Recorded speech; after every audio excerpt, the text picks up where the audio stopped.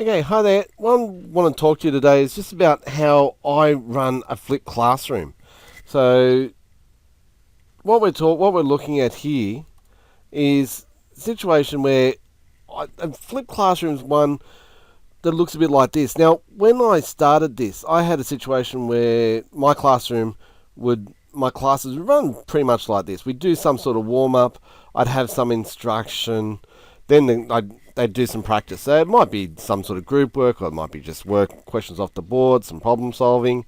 But it wouldn't get too much time in class to do that. You'd try and hopefully see if they were getting it, and then you'd set the homework. So they'd be sent home to do homework. Now, if kids were stuck doing homework, there was really no one there to help them. So there was a bit of trouble when kids would come back the next day and go, "Oh, I couldn't do my homework. I had this problem." So what I looked at and found this method of what they call a flipping a classroom, and the idea there was instead of homework being the traditional do 20 questions or 10 questions or whatever it was, they do the instruction as homework. So they watch a video or something.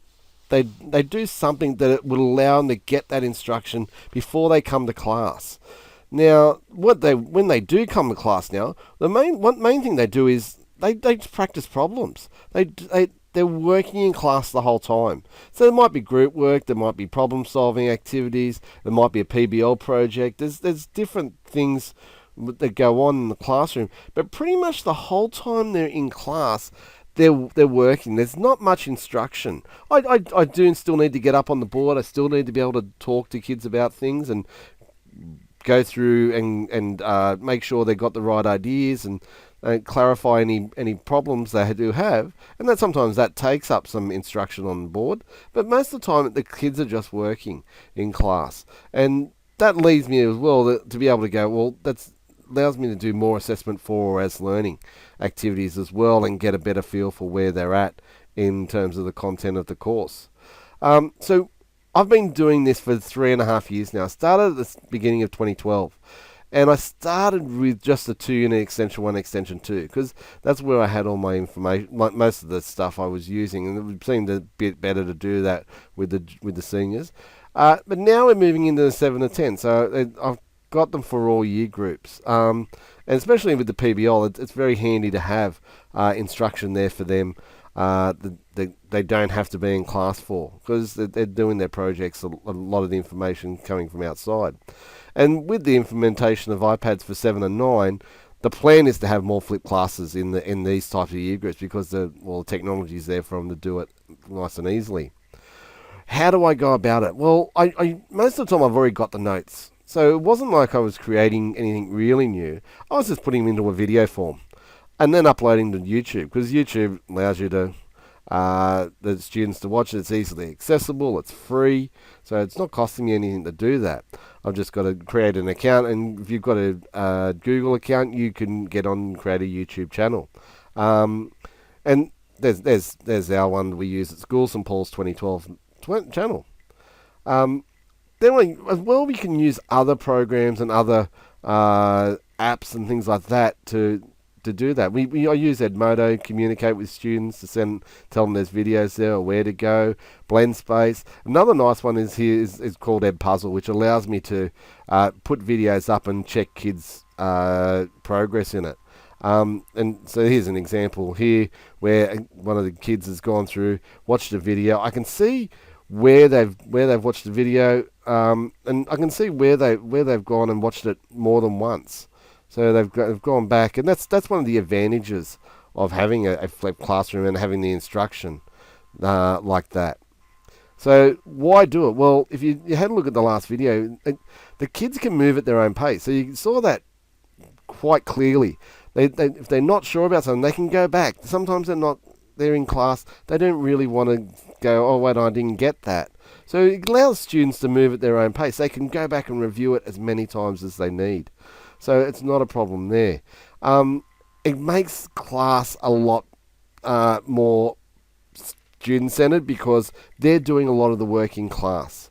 The help is there in class. I use my time better in class. They don't have to wait 24 hours or 2 days to come back and find out some information, or because they're stuck on a problem, they can't wait two days sometimes to get that information. They need it then. I'm there to help them. I use my time more in a better way when I'm in the classroom and they're just solving problems. So all that instruction can go on somewhere else that really I don't need to be at the front of the classroom doing that. So just say it makes my time better as a teacher. I can use my time better as a teacher there. Also, the aim is try and create more independent students. They can go find information, they can collect that information, and they start to be more. They can start to disseminate the information better.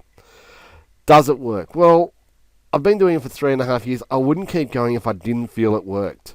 I feel like I can get more engagement with the kids because they're coming in and they've done some work before they actually get into class. Now, the kids do have to embrace it properly. It's no good if they're not embracing it. But that's typical of any sort of teaching and any sort of student learning. If they're not willing to have a go, then they're not going to make any gains. So, but I think students start to see that it's a really good idea to be prepared because they're able to make great use of their time, and they do want to learn. Like 99% of students come in and they want to learn, so they like to use their time wisely too. The HSC results in our courses have been good, so it hasn't negatively affected the HSC results. I think we've actually seen improvements there.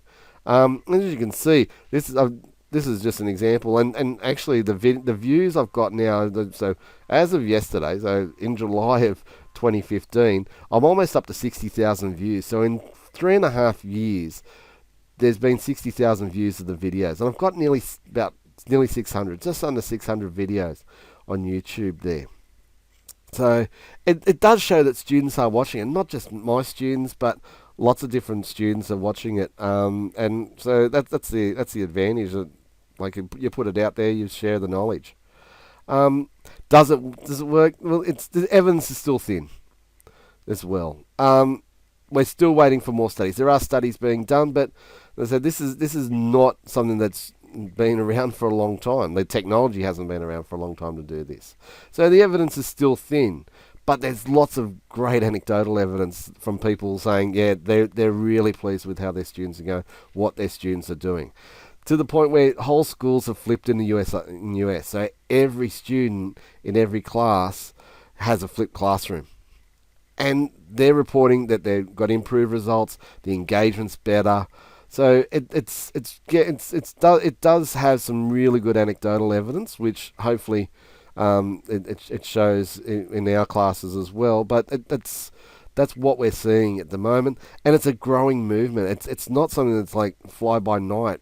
I just see more and more people getting involved in it, to the point where like recent studies have said like that 70 to 80% of teachers in the US last year flipped some sort of class or did some what we call blended learning in their classes. So it's something that people are getting on board because I think they can see the benefits for the students. So that's what we're going to be doing over the next 3 sessions this term. If you're interested, hopefully you are, and we will show you more how to do it, why we do it, and where we can get you can get a system of getting your content to the students in a blended situation, and hopefully you'll run with that from there.